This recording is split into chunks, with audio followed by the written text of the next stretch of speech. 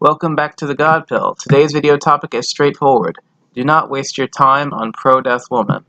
Think about the old saying, God loves men, men love women, women love children, children love puppies.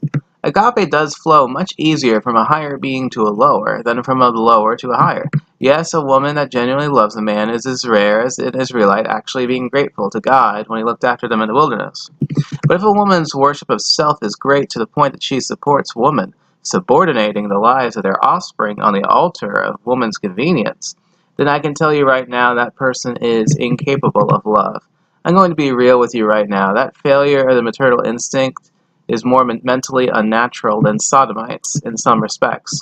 Independent of it being a very bad biological time investment to attempt to pair with a pro-choice woman that has rationalized it's okay to kill your offspring, it is bad because if she cannot agape a creature lower in the hierarchy, which is much easier, one that carries her own genes no less, then the odds are even higher in her case than with the less dysfunctional woman, that she will never love you. After all, 99% of the time, the woman loves her offspring more than her husband.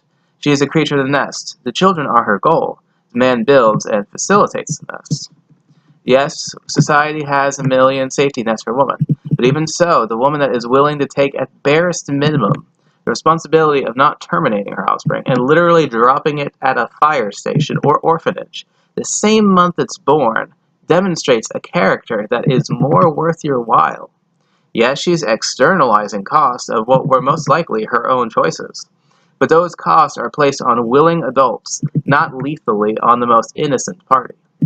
A woman being pro-life means that moral lines exist, which she will not or is hesitant to cross, which is rare in women and is not to be undervalued. Now, most will still probably shed no tears, subjecting men to anything unwarranted, but it nevertheless is something that is worth devoting some attention in identifying their compass. Such probing can prove advantageous, as narrow morals and integrity, after all, is much better when it comes to a partner than an utter absence of them.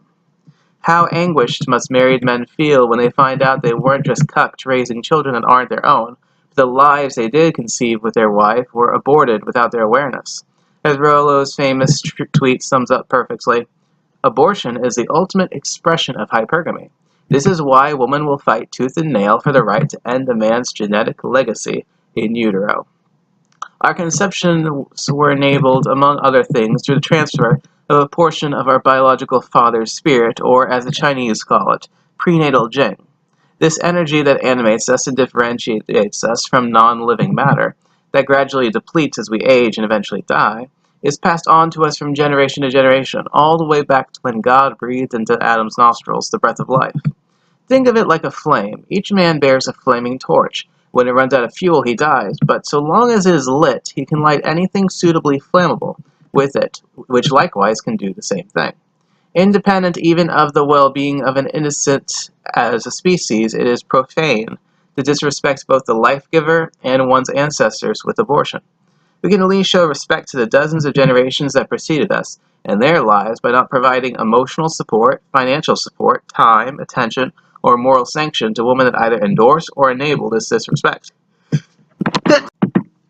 This is especially important now because the existence of MGTOW indicates in the West we live in an age where women have so aggressively decreased their value and increased the liabilities they present that for many men even their utility in childbearing is not enough to offset the liabilities. Given this reality, it is just plain silly to associate with ones that can't reliably provide you security on that front. And if they've reformed at some point in the past but engaged in that sin, what then? What are you going to tell your children? How are they going to feel that their mom subordinated their siblings' life to their altar of self? What if you married one that has done that and never reformed? Is she going to love her kids as much as a pro-life woman, as much as you as a man deserve the mother of your offspring to have, if not for you, at least for your children? In conclusion, for a low SMV beta that has few options, rejecting pro-death woman can hurt its prospects quite a bit. It requires the exclusion of roughly half the female population.